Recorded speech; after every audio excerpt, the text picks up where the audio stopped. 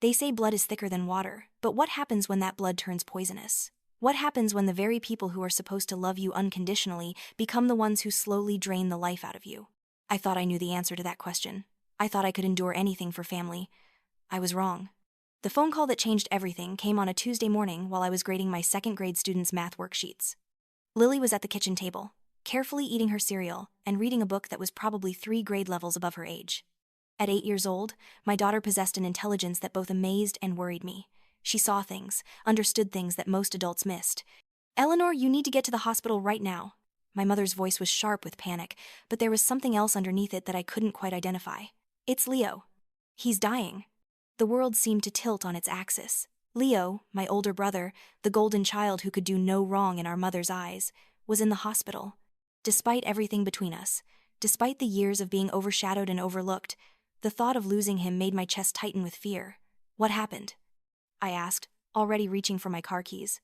"His kidneys are failing. The doctors say he needs a transplant immediately. Eleanor, we need you to come now." I looked at Lily, who had stopped eating and was watching me with those perceptive dark eyes that missed nothing. "Mom, I'll be right there." The drive to the hospital felt like a blur of traffic lights and worry. Lily sat quietly in the back seat, but I could feel her studying me in the rearview mirror. She had always been observant, but lately, her questions about family dynamics had become increasingly pointed. Just last week, she had asked why Grandma Vivian always bought Leo expensive gifts but never remembered my birthday. How do you explain favoritism to an 8-year-old without damaging their view of family? When we arrived at the hospital, the scene was exactly what I expected. My mother, Vivian, was in full dramatic mode, dabbing at her eyes with a tissue, while my father, Richard, stood quietly in the corner, looking uncomfortable. Scarlett, Leo's wife and former beauty queen, paced the hallway in designer heels that clicked against the linoleum with each anxious step. "Eleanor, thank God you're here." Vivian rushed toward me, grabbing my hands with a grip that was almost painful. "The doctors say Leo needs a kidney transplant.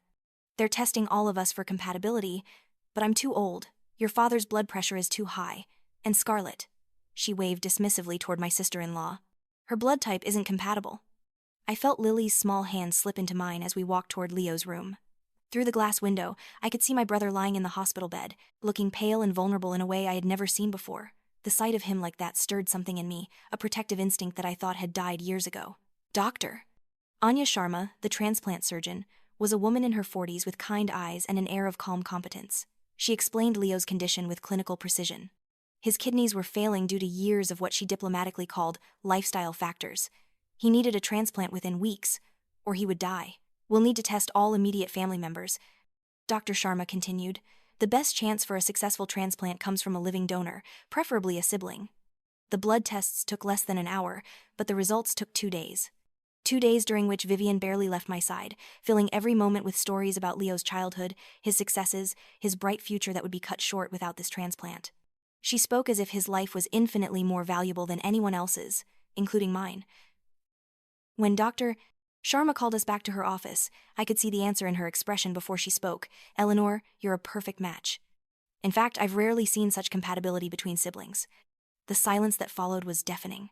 Then Vivian began to cry with what seemed like relief, and I felt the weight of expectation settle on my shoulders like a lead blanket. "Of course she'll do it," Vivian said, speaking for me as she always had. "Eleanor has always been the responsible one. She knows what family means." I looked around the room at the faces staring at me expectantly. My father wouldn't meet my eyes. Scarlett looked conflicted, almost guilty about something. But it was Lily's expression that caught my attention. My 8-year-old daughter was watching the adults with the intensity of a detective studying a crime scene. That night, as I tucked Lily into bed in our small but cozy apartment, she asked the question I had been dreading. "Mommy, are you going to give Uncle Leo your kidney?" I sat on the edge of her bed, choosing my words carefully. "The doctors think it might help him get better." "But what about you? What if something happens to you?" The concern in her voice broke my heart. At 8 years old, she was already worried about losing the only parent she had left. Her father had walked away when she was 2, deciding that fatherhood was too much responsibility. Since then, it had been just the 2 of us against the world. "I'll be fine, sweetheart. The doctors are very good at these operations." But even as I said it, I could see the doubt in her eyes. Lily had always been able to see through adult reassurances to the fear underneath. The next few days passed in a blur of medical consultations and family pressure. Vivian had essentially moved into our apartment, claiming she needed to take care of me before the surgery. In reality, she seemed to be monitoring my every move, as if she was afraid I might change my mind. The pressure was relentless but subtle. Comments about Leo's wife and children who needed him, about his successful business that employed so many people, about how this was my chance to finally do something truly meaningful with my life. The implication was clear. My life as a single mother and elementary school teacher was small and insignificant compared to Leo's importance to the world. During one of these conversations, Lily was coloring at the kitchen table, seemingly absorbed in her art. But I had learned to pay attention to the way her hand would pause when the adults were talking, how she would cock her head slightly to catch every word. "I want to visit Uncle Leo," she announced one afternoon. Vivian looked surprised. "Why, sweetheart? Uncle Leo is very sick right now. I want to give him a get-well card I made." It seemed innocent enough, so the next day, I took Lily to the hospital. Leo was in the dialysis unit, hooked up to a machine that was doing the work his kidneys could no longer perform. When he saw us, his face lit up with that charming smile that had gotten him out of trouble his entire life. "Hey there, kiddo," he said to Lily, his voice weaker than usual. "What have you got there?" Lily shyly handed him the card she had made. It was a simple drawing of our family, but I noticed she had drawn herself, standing slightly apart from the others, as if she was observing rather than participating. "This is beautiful, Lily. You're quite the artist." Leo's phone was on the bedside table, and he handed it to her. "Want to play a game while the grown-ups talk?" I should have paid more attention to that moment, should have noticed the way Lily's eyes sharpened with interest as she took the phone. Instead, I was focused on Leo, on how fragile he looked, on the guilt that was eating away at my resolve. "Eleanor," Leo said quietly, "I know this isn't easy. If there was any other way—" "Don't worry about it," I heard myself saying. "We're family." But as I spoke, I caught sight of Lily in my peripheral vision. She wasn't playing a game on Leo's phone. She was studying the screen with the intense concentration she usually reserved for particularly challenging puzzles. When she noticed me watching, she quickly switched to a game app, but I had the strangest feeling that she had been doing something else entirely. That evening, Lily was unusually quiet during dinner. She picked at her food and seemed lost in thought. "Everything okay, sweetheart?" "Mommy, what's a distribution point?" The question came out of nowhere, and I nearly choked on my water. "Where did you hear that phrase?" "I saw it somewhere. I was just wondering what it meant." I explained that it was a place where things were delivered or given out, but Lily's expression suggested that my answer didn't satisfy her curiosity. She nodded and went back to her dinner, but I could practically see the wheels turning in her mind. Later that night, after Lily was asleep, I found myself unable to sleep. Something about the whole situation felt wrong, but I couldn't put my finger on what it was. Leo had always been the favored child, the one who could charm his way out of any situation. Even now, facing a life-threatening illness, he seemed to be handling it with the same easy confidence that had defined his entire life. The next day, I decided to do something I probably should have done weeks earlier. I called Daniel Morrison, Leo's former business partner.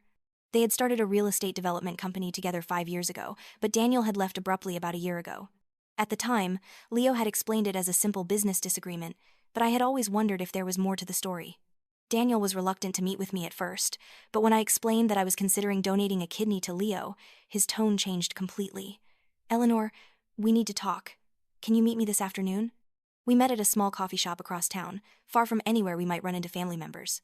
Daniel looked older than I remembered, with dark circles under his eyes and a nervous energy that hadn't been there before. "I wasn't sure if I should say anything," he began, stirring his coffee absently. "But if you're really thinking about giving him a kidney—" "What are you trying to tell me, Daniel?" He looked around the coffee shop as if he was afraid someone might be listening. "Leo's business isn't what it appears to be. The real estate development was legitimate at first, but over the past 2 years, he's been using the company to launder money." The words hit me like a physical blow. Launder money? From what? Prescription drug trafficking. He's been working with a network that diverts prescription painkillers and resells them on the street. The real estate deals are just a way to make the money look legitimate. I stared at Daniel, trying to process what he was telling me. "That's impossible. Leo would never—" "Eleanor, I have proof. I kept copies of everything before I left. Bank records, emails, meeting notes. I've been afraid to come forward because Leo has connections with some very dangerous people." Daniel reached into his briefcase and pulled out a folder. Inside were photocopies of documents that meant nothing to me at first glance, but as Daniel explained what I was looking at, the picture became horrifyingly clear. Bank transfers that coincided with pharmaceutical thefts, emails discussing product distribution, and financial records that showed huge amounts of money flowing through accounts that had nothing to do with real estate.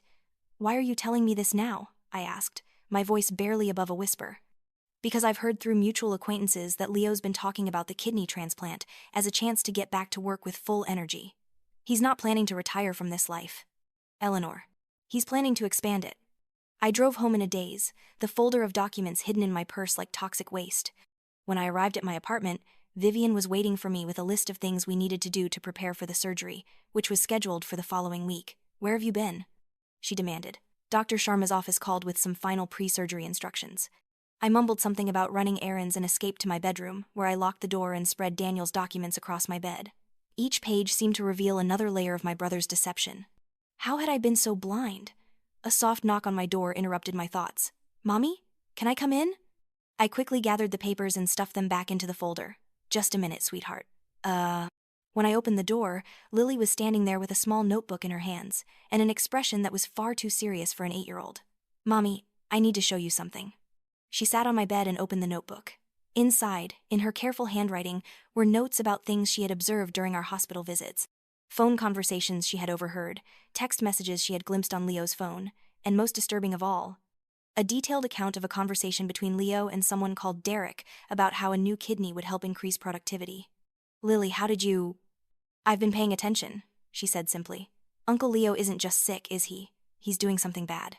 Looking at my 8-year-old daughter's detective work, I felt a mixture of pride and heartbreak. She had seen what I had been too blinded by family loyalty to notice. "What are we going to do, Mommy?" Before I could answer, my phone rang. The caller ID showed an unknown number, but I answered anyway. "Eleanor? This is Scarlett. I need to talk to you, but not where your mother can hear. Can you meet me tomorrow morning? It's about Leo." After I hung up, Lily looked at me with those knowing eyes. "Aunt Scarlett knows too, doesn't she?" The next morning, I met Scarlett at a nearby park. She looked terrible, haunted. "I should have said something sooner," she began. "Leo isn't the man I married. He's been having an affair with someone connected to his drug business. But worse, I heard him telling Derek that once he has a new kidney, he'll be able to handle the stress of expansion better." "Expansion?" "He's planning to take over distribution for the entire East Coast. The kidney isn't just about his health, Eleanor. It's about his business." Scarlett confirmed everything Daniel had told me and provided additional evidence she'd been secretly collecting. That evening, I sat Lily down for the most important conversation of her young life. "Lily, I need your help with something very serious. But first, you need to understand that what we're going to do might make some people in our family very angry." I explained what I had learned about Leo, showing her Daniel's documents and Scarlett's evidence. Instead of being shocked, she nodded, as if puzzle pieces were finally falling into place. "I knew something was wrong," she said. "What are we going to do?" "We're going to stop the surgery, and we're going to make sure Uncle Leo can't hurt anyone else." "What about Grandma Vivian?" "Grandma is going to be very upset with us. She might never forgive us." Lily was quiet for a moment, then looked up with maturity that broke my heart. "But if we don't stop him, he'll keep hurting people, right?" "Yes." "Then we have to do it, even if it makes Grandma mad." I also convinced my father Richard to listen to our evidence. His reaction was devastating to watch. For years, he had suspected something wasn't right with Leo, but never had the courage to confront Vivian. "I should have protected you," he said, crying. "I should have stood up to your mother years ago." The morning of the scheduled surgery, I arrived at the hospital with Lily and Richard. Vivian was waiting outside the pre-surgery area, dressed as if attending a society event. "I'm so proud of you, Eleanor," she said. "This is the most important thing you'll ever do." I was wheeled into the pre-surgery room. As the anesthesiologist prepared my IV, I heard a commotion outside. Raised voices, running footsteps, then my door being thrown open. Lily burst in, followed by Richard and a man wearing a police badge. "Stop!" Lily shouted. "She can't give her kidney to a drug dealer." The room erupted into chaos. Dr. Sharma halted the anesthesia while Vivian screamed about lies and betrayal, but Detective Marcus Thorne brought order to the situation. "I'm sorry to interrupt," he said, showing his badge, "but we have a warrant for the arrest of Leo Vance on charges of drug trafficking, money laundering, and conspiracy." Detective Thorne had received our evidence through Scarlett, who had finally found courage to come forward. He had been investigating pharmaceutical thefts, and our evidence provided the missing pieces. Vivian's reaction was everything I expected, and worse. She accused me of jealousy, of manufacturing evidence, of destroying the family. She lunged toward Lily, calling her a destructive little brat. "Mother," I said, cutting through her hysteria, "this isn't about destroying family. This is about preventing you and Leo from destroying me." Leo's arrest happened quickly, but not quietly. His shock and rage echoed through the hospital corridors as he was handcuffed. Scarlett provided additional testimony that sealed his fate.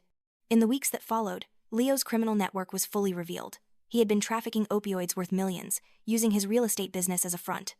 The kidney transplant would have given him the stamina to expand operations across the East Coast. Vivian never forgave me. She moved away after Leo's sentencing, unable to accept that her golden child was a criminal. Her last words, "You've destroyed this family, Eleanor." But Richard stayed. He divorced Vivian and moved closer to Lily and me, finally becoming the parent I had needed. I wasted so many years being afraid of your mother's anger, he told me. I should have protected you from her favoritism. Scarlett found her freedom too. She divorced Leo and started a foundation helping women escape abusive relationships. She sends Lily birthday cards each year, thanking her for having courage to speak up. Lily and I moved to a new city 6 months later. I took a position at a school for at-risk children, and Lily enrolled in a gifted program where her intelligence was celebrated. We live in a small house with a garden where Lily grows vegetables and I grow flowers. Our new life isn't perfect, but it's honest. There are no guilt trips about loyalty, no pressure to sacrifice myself for someone else's benefit. Most importantly, Lily is learning that love doesn't require self-destruction. Sometimes I think about the surgery that never happened, and wonder what would have occurred if we hadn't found courage to speak up. How many more lives would have been destroyed by Leo's drugs? Lily is 13 now, still observant and intelligent, but confident in a way I never was. Last week, she asked if I ever regret exposing Leo. Do you think I'm a hero, Mom? I pulled her close. You saved me, sweetheart. You taught me that real love means protecting the people you care about, even when it means standing up to people the world expects you to obey. The scar I never received has become a symbol of the life I chose instead of the life chosen for me. Sometimes the greatest act of love is refusing to be destroyed by people who claim to love you back.